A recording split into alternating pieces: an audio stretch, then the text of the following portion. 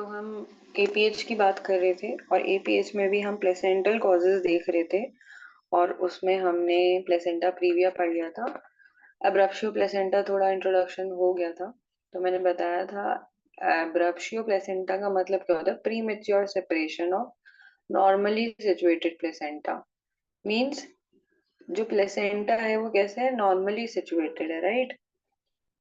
तो देखो, प्लेसेंटा प्रीवियम में तो क्या हो रहा था, उसकी पोजीशन चेंज हो जा रही थी with respect to the presenting part. वो पहले आ जा रही थी, प्रीविया बोल रहे थे जैसे हम। बट इन दिस केस क्या होगा, एब्रप्शन हो रहा है कि वो सेपरेट हो जा रही है। Pre mature separation of placenta में देखा जाता है, राइट। वेराइटीज हमने देख ली थी, रिवील्ड, कंसील्ड, मिक्स्ड। कि रिवील्ड है, बाहर से जो ब्लीडिंग दिख रही है, ब्लीडिंग प्रोपोर्शनेट होगी एनीमिया के। और कंसील्ड में क्या होता है, जो एनीमिया होता है वो डिसप्रोपोर्शनेट होता है ब्लीडिंग के। कि ब्लीडिंग हमें बाहर दिखाई नहीं दे रही है बट अंदर कहीं ना कहीं कंसील्ड हेमरेज हुआ है, कहीं ब्लड इकट्ठा हुआ है और जिस वजह से क्या हो रहा है, एनीमिक दिख रही है फीमेल। और मिक्स्ड टाइप, कि कुछ अमाउंट में रिवील्ड होगी, कुछ अमाउंट में कंसील्ड दिखाई देगी, राइट। तो ये हम देख चुके थे, ये डायग्राम से भी डिस्कस करना था। कि देखो, यहाँ पे कंसील्ड टाइप है हेमरेज, कि अंदर है, बाहर को कुछ नहीं दिख रहा है। तो इसको हम क्या कहेंगे, कंसील्ड हेमरेज बोला जाता है, कंसील्ड एब्रप्शियो प्लेसेंटा बोला जाता है। अब दूसरे केस में देखो, एब्रप्शन हो रहा है लेकिन ब्लीडिंग बाहर दिख रही है, तो it is known as revealed type of abruptio placenta. अगला है कुछ मार्जिनल सब क्रॉनिक, ठीक है, मार्जिनल, मार्जिन पे हो रहा है। और प्री प्लेसेंटल सब एमनियोटिक, ठीक है, एमनियन के नीचे हो रहा है। तो ये यहाँ पे वेराइटीज बता दी हैं एब्रप्शियो प्लेसेंटा की। अब कुछ रिस्क फैक्टर्स आते हैं, कि रिस्क फैक्टर्स जैसे कि जो अगर प्रेजेंट है तो एब्रप्शन के चांसेस बढ़ जाते हैं। तो इसमें सबसे पहले आता है high birth order pregnancies with gravida 5। तो ग्रेविड मैंने बताया था, जितनी बार भी प्रेगनेंसी हो रही है उतनी बार हम उसे क्या बोलते हैं, ग्रेविडा बोला जाता है।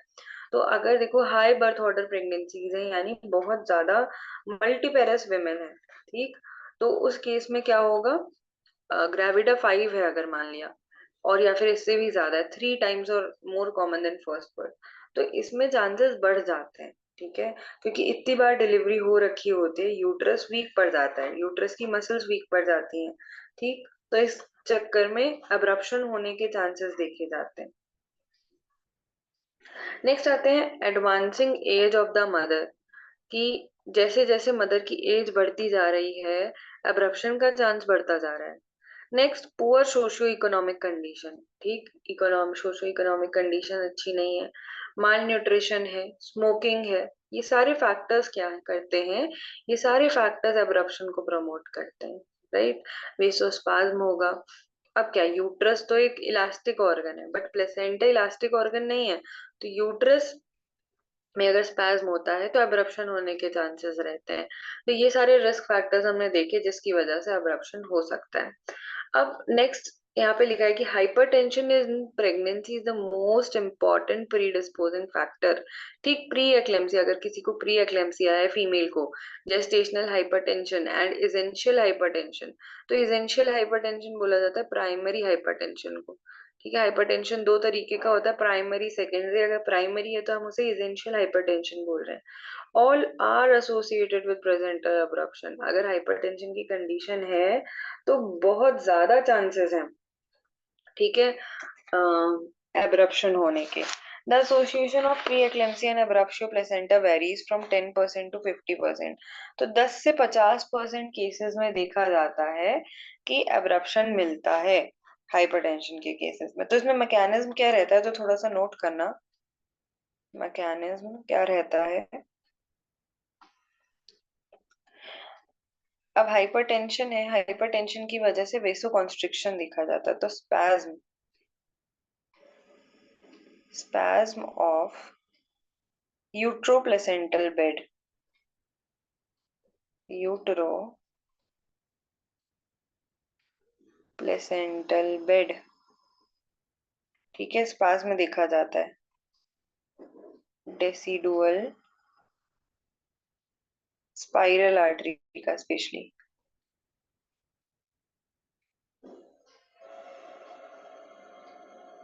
तो अब स्पैज्म होगा जिस वजह से एनॉक्सिया की कंडीशन डेवलप होगी। तो एनॉक्सिया डेवलप हुआ जिसकी वजह से क्या होगा, एनॉक्सिक एंडोथीलियल डैमेज होगा। और आगे चल के क्या हो सकता है, रप्चर ऑफ वेसल्स और एक्स्ट्रावेसेशन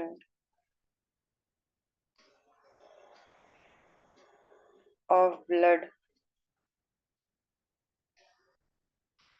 इन द डेसिडुआ बेसालिस। ठीक है, डेसिडुआ बेसालिस में क्या हो सकता है, अब्रप्शन हो सकता है, जिसे हम क्या बोलते हैं, रीट्रो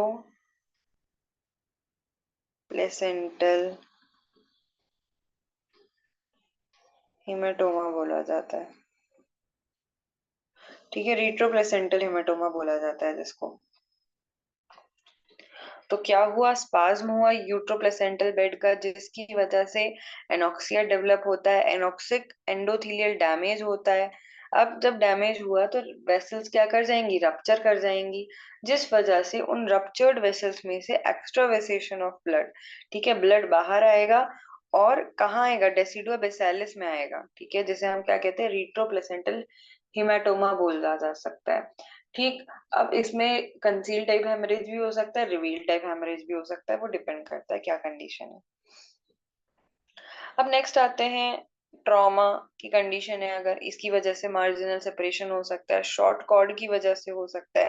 ठीक है, कॉर्ड कंप्रेस हो गई, वही एनॉक्सिक कंडीशन आएगी। सुपाइन हाइपोटेंशन सिंड्रोम की वजह से हो सकता है। ठीक, प्लेसेंटल एनोमली की वजह से हो सकता है, कोई प्लेसेंटल एनोमली है, बैटल डोर प्लेसेंटा है, मेम्ब्रेनस प्लेसेंटा है, तो उस केस में हो सकता है सिक प्लेसेंटा, प्लेसेंटा ठीक नहीं है। फॉलिक एसिड डेफिशिएंसी की वजह, ये सारे रिस्क फैक्टर्स हम देख रहे हैं, एटियोलॉजी देख रहे हैं किस वजह से हो सकता है। नेक्स्ट आते हैं यूटेराइन फैक्टर, तो placenta implanted over a septum, ठीक है, सेप्टेड यूट्रस और mucous fibroid, torsion of uterus, cocaine abuse, ये सारे रिस्क फैक्टर्स आते हैं। अब बात करते हैं पैथोजेनेसिस की, तो पैथोजेनेसिस में क्या आता है, देखो, ड्यू टू एटियोलॉजी, जो हमने देखा कि कितने कितने रिस्क फैक्टर्स थे, इसकी वजह से haemorrhage into the decidua basalis, decidua basalis में हेमरेज होगा, डेसिडुआ स्प्लिट कर जाएगी, उसके अंदर क्या बनेगा, डेसिडुअल हिमेटोमा बनेगा, और जिसकी वजह से separation, compression, ultimately destruction of placenta दिखा जाता है। ठीक। एक टर्म आता है कोवेलेर यूटरस,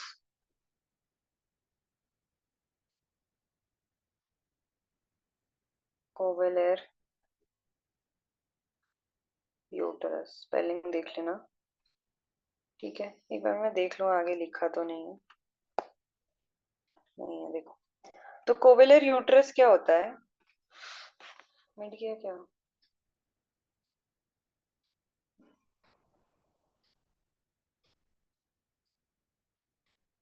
कोवेलेर यूटरस, तो देखो ये हमारा क्या था, यूटरस। ठीक। अब यूटरस में यहाँ पर प्लेसेंटा लगी है। ठीक। किसी वजह से क्या हुआ, एब्रप्शन हुआ। अभी ब्लड जो है वो पूरा मायोमेट्रियम में प्रिकोलेट कर गया। ठीक है, मायोमेट्रियम तक पहुंच गया। तो इस कंडीशन को क्या बोला जाता है, जिससे यूटरस रेड कलर का दिखाई देता है पूरा ऐसे। ठीक, तो इस कंडीशन को बोला जाता है कोवेलेर यूटरस। तो इसको भी नोट कर लो कि ब्लड में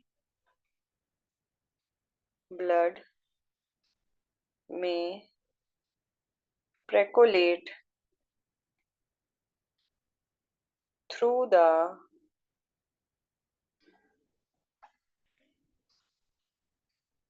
layers of myometrium up to the serous coat. It is known as covelar uterus.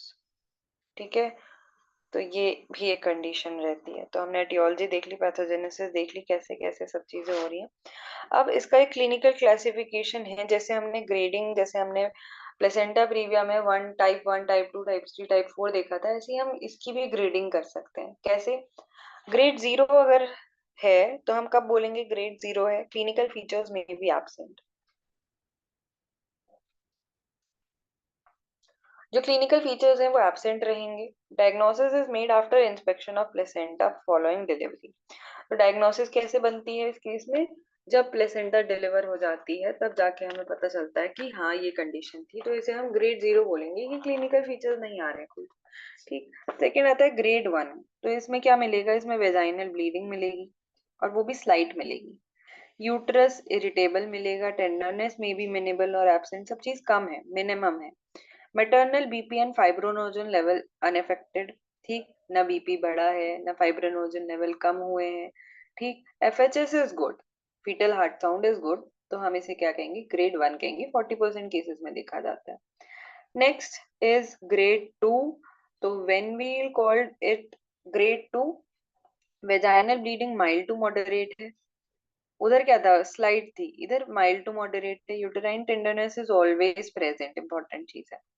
Maternal pulse बढ़ जाती है, बीपी मेंटेन है। फाइब्रोनोजन लेवल डिक्रीज हो गए हैं, शॉक एब्सेंट है, fetal distress is even more, even fetal death occurs. ठीक है, फीटल डिस्ट्रेस हुआ या फिर फीटल डेथ हो सकती है, तो ये ग्रेड टू बोला जाता है। ग्रेड वन से ज्यादा सीवियर है और इसमें 45% केसेस इसके देखे जाते हैं, मैक्सिमम केसेस यही देखे जाते हैं अब्रप्शन प्लेसेंटा के। Next is grade three, 15% cases देखे जाते हैं। Bleeding is moderate to severe और मे बी कंसील्ड। तो ये कंसील्ड ज्यादा सीवियरिटी को शो करता है, क्योंकि इसमें जो ब्लड लॉस है वो तो हमें दिख नहीं रहा है because it is concealed type, और इसकी वजह से एनीमिक हो रही है फीमेल। ठीक, यूटेराइन टेंडरनेस देखने के लिए मिलती है।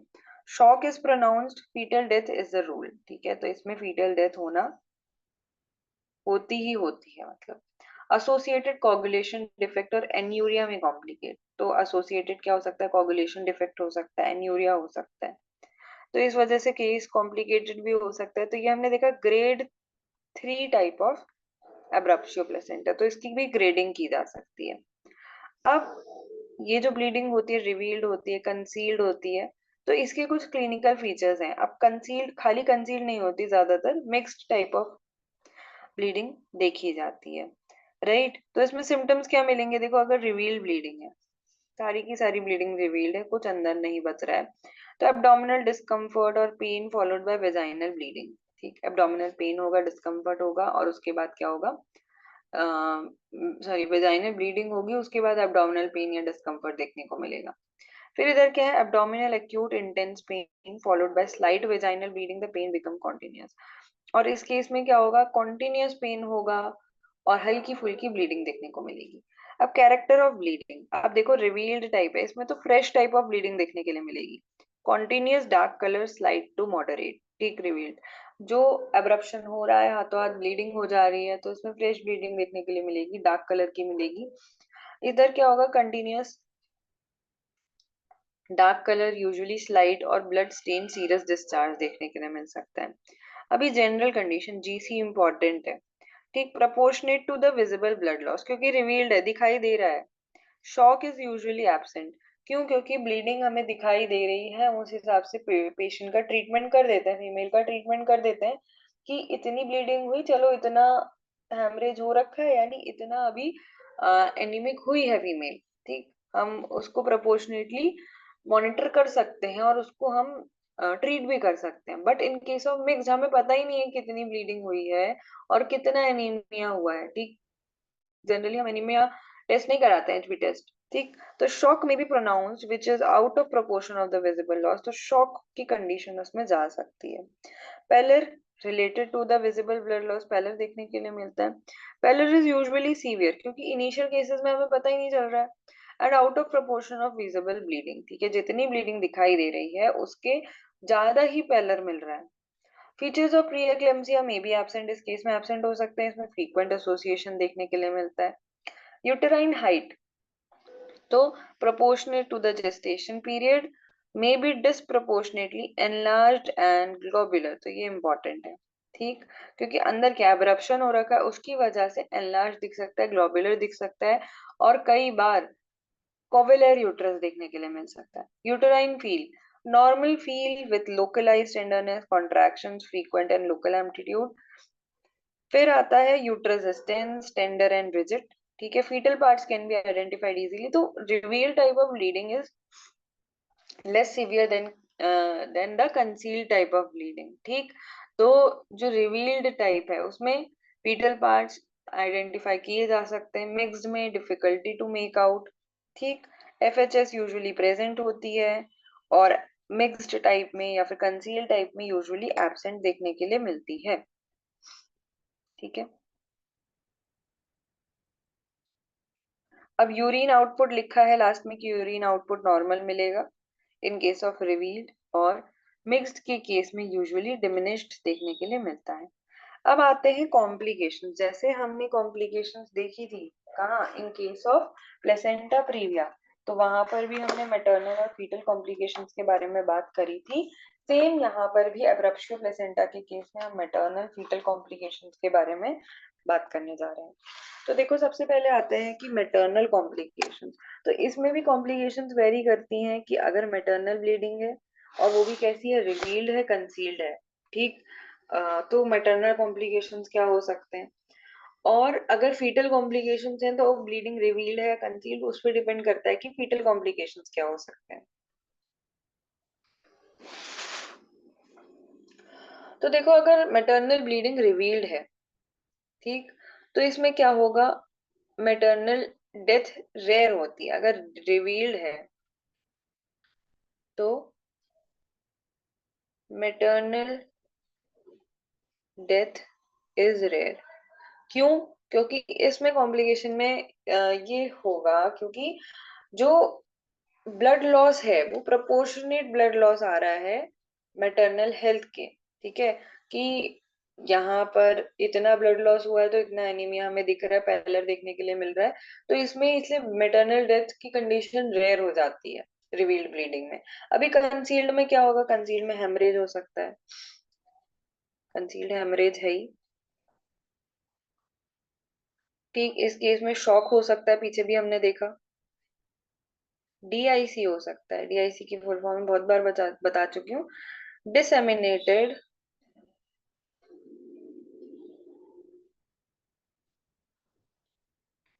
इंट्रावेस्कुलर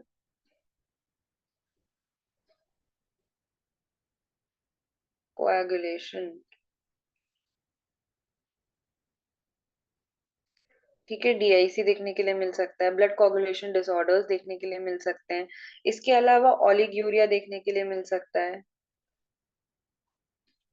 ठीक, एन्यूरिया में देखने के लिए मिल सकता है,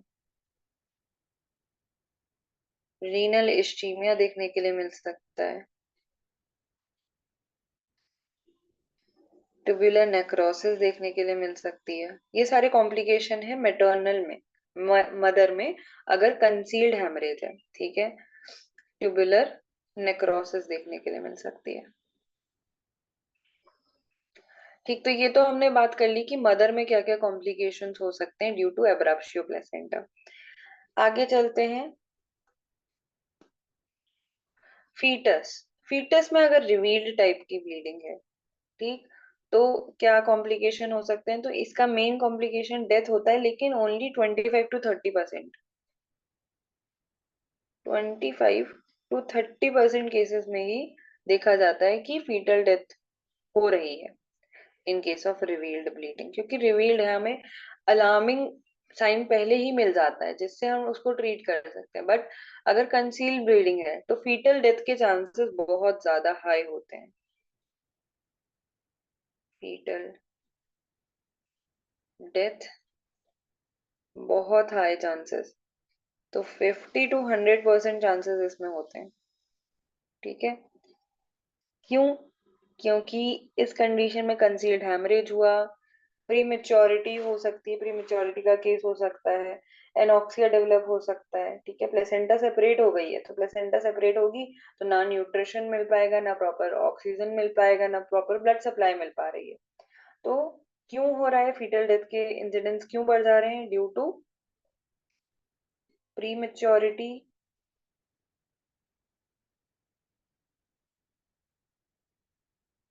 एंड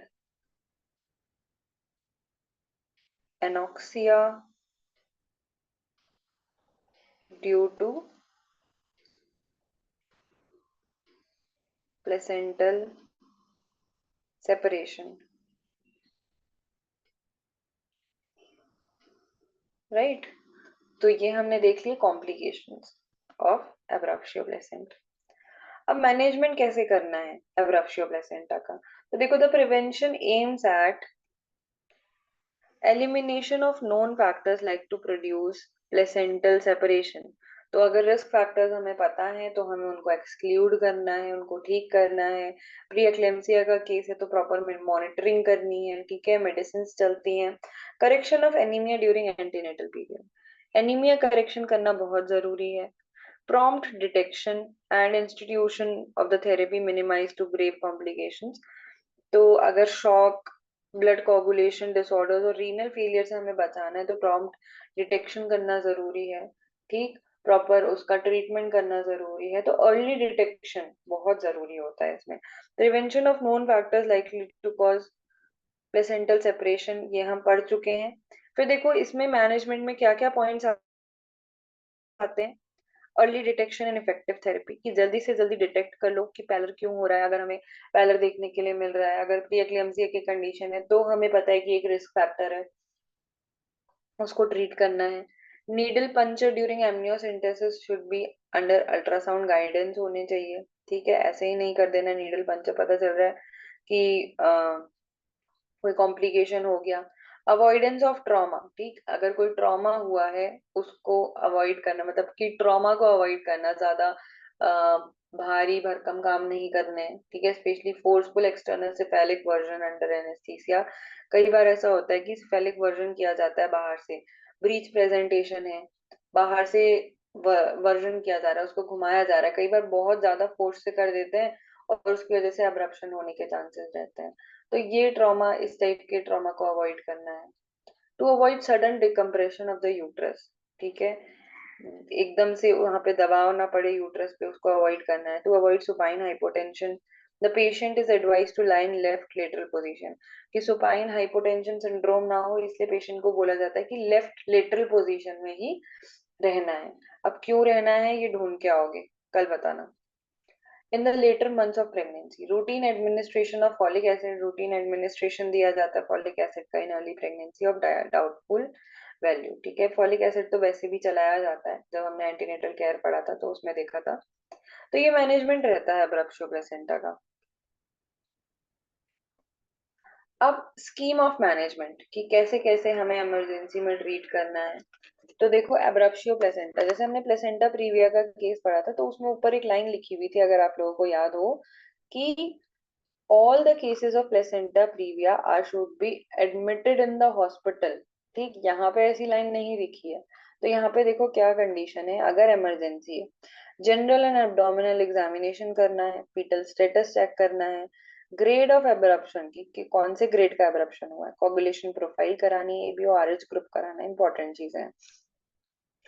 अब इमरजेंसी मेजर्स हम क्या क्या कर सकते हैं, अगर बहुत ज्यादा ब्लड लॉस हुआ है, इन्फ्यूजन चढ़ा दो, क्रिस्टलॉइड्स चढ़ा दो, ठीक है, आईवी, बीटी ब्लड ट्रांसफ्यूजन करा दो, पीरियोडिक कोगुलेशन प्रोफाइल चेक करते रहो, यूरिन आउटपुट चेक करना है, फीटल मॉनिटरिंग करनी है, ठीक है, एफएचएस देखते रहना है।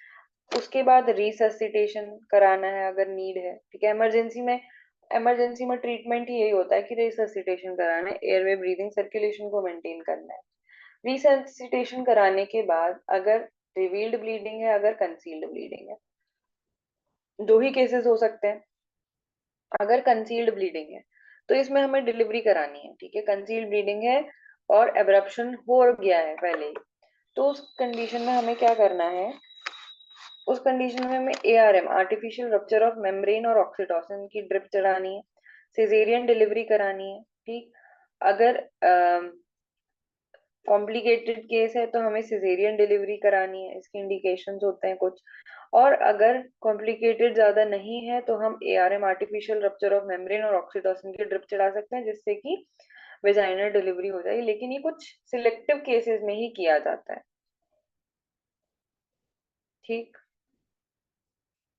अब यहाँ पे एक लाइन लिखी है, expectant management of the placental abruption is an exception not the rule. कि जरूरी नहीं है हमें एक्सपेक्टेंट मैनेजमेंट करना ही करना है, ये एक एक्सेप्शन का केस है कि कभी ज्यादा कॉम्प्लिकेटेड केस नहीं है तो उस केस में हम एक्सपेक्टेंट मैनेजमेंट कर सकते हैं, कि वेट एंड वॉच कर सकते हैं, but it's not a rule कि हमें करना ही करना है, ये जरूरी नहीं है।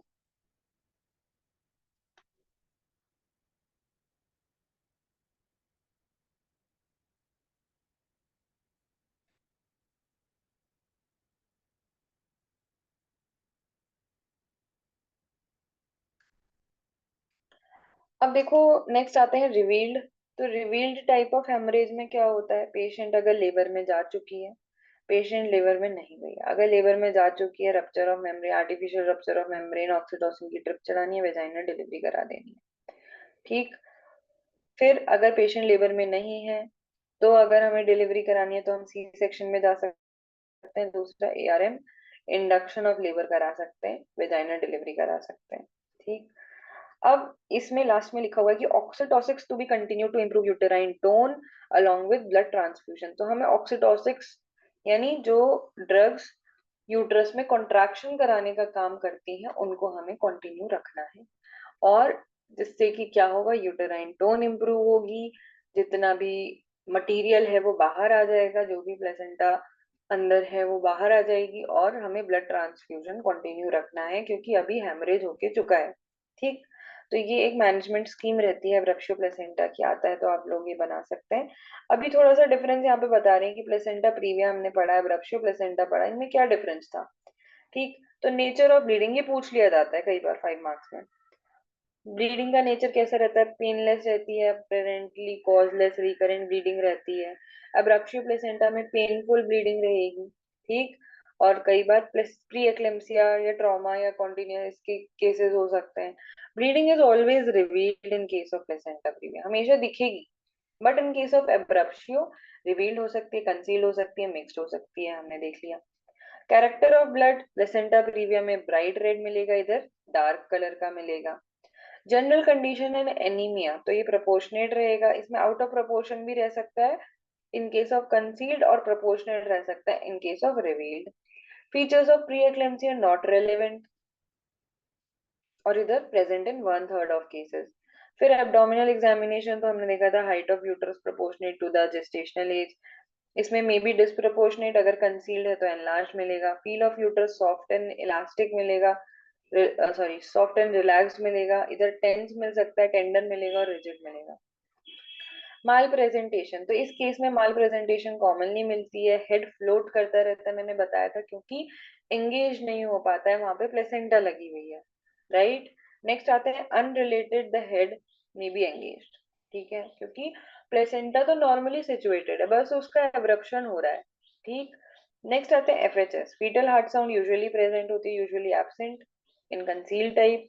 प्लेसेंटोग्राफी अगर हम कराते हैं, प्लेसेंटा लोअर सेगमेंट में दिखाई देती है, इधर प्लेसेंटा अपर सेगमेंट में दिखाई देती है, बट अब्रप्शन हुआ रहता है। वेजाइनल एग्जामिनेशन अगर हम करते हैं, प्लेसेंटा फील होती है लोअर सेगमेंट में, इधर हम वेजाइनल एग्जामिनेशन करते हैं, प्लेसेंटा फील नहीं होती है। ठीक। अब क्योंकि हेमरेज हुआ रहता है तो ब्लड क्लॉट्स प्रेजेंट होते हैं, तो कई बार कंफ्यूजन हो जाता है कि ये प्लेसेंटा तो नहीं है कहीं, ब्लड क्लॉट्स अगर हमें मिलते हैं तो हमें यूएसजी कराना है, यूएसजी से सब चीज क्लियर हो जाती है। नेक्स्ट आते हैं, अब कुछ हमने कॉजेज देखे थे, एब्रप्ट प्लेसेंटल कॉजेज, कुछ यूटेराइन कॉजेज देखे थे, कुछ कॉजेज में आया था इनडिटर्मिनेट ब्लीडिंग। तो इनडिटर्मिनेट ब्लीडिंग क्या होता है, इंपॉर्टेंट है, ये भी पूछा जाता है। तो indeterminate bleeding, the exact cause of vaginal bleeding in late pregnancy is not clearly understood in few cases. अब कुछ में तो क्या होता है, प्लेसेंटा प्रीविया की वजह से ब्लीडिंग हो रही है, कुछ में अब्रप्शियो की वजह से हो रही है, बट कुछ केसेस ऐसे होते हैं हमें पता नहीं चल पाता है कि ब्लीडिंग आखिर हो क्यों रही है लेट प्रेगनेंसी के टाइम पे। So the diagnosis of unclassified bleeding should be made after exclusion of placenta previa. तो सबसे पहले हमें क्या करना होता है, प्लेसेंटा प्रीविया को एक्सक्लूड करो। कैसे एक्सक्लूड करेंगे, यूएसजी करा के। प्लेसेंटल एब्रप्शन को एक्सक्लूड करो, ठीक, ये इसके जितने भी फैक्टर्स बता रखे हैं, क्लिनिकल फीचर्स बता रखे हैं, इसको एक्सक्लूड करो। एंड लोकल कॉजेज जैसे कि यूटराइन कॉजेज जो हमने देखे, यूटराइन पॉलिप हो गया, फाइब्रॉइड हो गया जिसकी वजह से ब्लीडिंग हो सकती है, तो इसको एक्सक्लूड करना है। रप्चर ऑफ वासा प्रीविया, तो वासा प्रीविया मैंने बताया था जो वेसल्स होती हैं अम्बिलिकल कॉर्ड से अटैच, वो पहले आ जाती हैं। ठीक है, वो नीचे ऑस की तरफ आ जाती हैं, जिसकी वजह से क्या होता है, प्रीविया ये मीन्स की हेड के पहले आ जा रही हैं, वासा मीन्स वेसल्स। तो rupture of vasa previa, marginal sinus haemorrhage, circumvallate placenta, marked decidual reaction and endocervix or excessive show may be possible cause of such bleeding। तो हमने क्या करा, पहले तो हमने एक्सक्लूड कर दिया प्लेसेंटल कॉजेस को, ठीक, और लोकल कॉजेस को यानी यूटेराइन कॉजेस को। तो उसके अलावा जो ब्लीडिंग होती है उसे हम इनडिटर्मिनेट ब्लीडिंग कहते हैं। और ये किस वजह से हो सकती है, वासा प्रीविया रप्चर कर गया, मार्जिनल साइनस हेमरेज है, सर्कमवेलेट प्लेसेंटा है, मार्क्ड डेसिडुअल रिएक्शन है एंडोसर्विक्स की, तो उस वजह से ये ब्लीडिंग हो सकती है, जिसे हम क्या बोलते हैं, इनडिटर्मिनेट ब्लीडिंग बोला जाता है।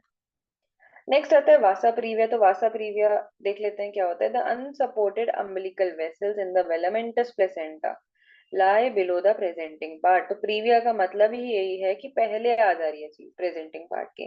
प्रेजेंटिंग पार्ट क्या होता है, हेड होता है। And run across the cervical os, और कहाँ जाएंगे वो, सर्वाइकल ऑस तक। These vessels are torn either spontaneously or during the rupture of membranes. ठीक, तो ये अपने आप भी फट सकती हैं वेसल्स, या फिर रप्चर ऑफ मेम्ब्रेन्स के बाद। तो इसे क्या बोला जाता है, वासा प्रीविया बोला जाता है। फिर देखो आगे क्या लिखा है। आगे लिखा है vaginal bleeding is often associated with foetal distress. ठीक है, अभी ये जो वेजाइनल ब्लीडिंग होती है ये ज्यादातर किसके साथ एसोसिएटेड मिलती है, फीटल डिस्ट्रेस देखा जाता है। ठीक, अब क्योंकि देखो एब्रप्शन हो रहा है, एब्रप्शन की वजह से, अब ये लेट्स से ये वाला केस लेते हैं, वासा प्रीविया का केस। वेसल्स पहले आ जा रही हैं तो क्या होगा, वेसल कंप्रेस होगी। वेसल कंप्रेस करके जो ब्लड सप्लाई है, जो ऑक्सीजन सप्लाई है, जो न्यूट्रिशनल सप्लाई है, उसको हैम्पर करेगी, जिसकी वजह से क्या हो सकता है, टेकिकार्डिया देखने के लिए मिल सकता है। Sinusoidal FHR, fetal heart rate tracing हम इसमें करा सकते हैं, तो हमें पता चलेगा कि टेकिकार्डिया है, एनॉक्सिक कंडीशन डेवलप हो सकती है। तो ये देखा जाता है। अब आगे चलते हैं, इसका मैनेजमेंट हमें कैसे करना है। तो मैनेजमेंट में देखो क्या होता है, considering the risk of bleeding patient with confirmed vasa previa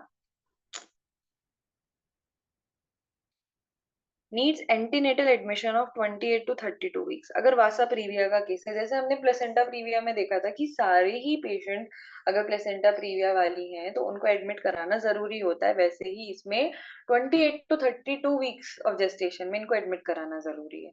expected management can be done in selected cases, कुछ केसेस में एक्सपेक्टेड मैनेजमेंट कर सकते हैं कि वेट एंड वॉच। और for foetal lung maturity similar to placenta previa, तो जैसे हमने प्लेसेंटा प्रीविया में करा था कि कुछ केसेस में फीटल लंग मैच्योर हो जाए तब तक का हम वेट करते हैं, तब तक हम एक्सपेक्टेड मैनेजमेंट करते हैं। Antenatal corticosteroid should be given, तो स्टेरॉइड्स दिए ही इसलिए जाते हैं कि फीटस लंग जो है वो मैच्योर हो जाए। Any case with bleeding Vasa previa delivery should be done by category 1 emergency caesarean section. ठीक, अगर वासा प्रीविया का केस है तो हम इमरजेंसी सिजेरियन सेक्शन भी कर सकते हैं, अगर ज्यादा सीवियर केस हो गया है, एक्सपेक्टेड मैनेजमेंट से काम नहीं चलेगा, इंट्रापार्टम डायग्नोसिस कर सकते हैं वासा प्रीविया की, नीड्स एक्सपीडिशियस डिलीवरी। ठीक, a case of confirmed vasa previa at term should be delivered by elective caesarean. अगर टर्म पे पहुंच गई है प्रेगनेंसी और वासा प्रीविया का केस है तो हमें वेजाइनल पे तो जाना ही नहीं है ना, क्योंकि नीचे क्या लगा हुआ है, नीचे वेसल्स लगी हुई हैं, तो हमें वेजाइनल डिलीवरी पे नहीं जाना है और लेबर इंड्यूस भी नहीं कराना है, हमें सीधे सीधे सी सेक्शन पे जाना है।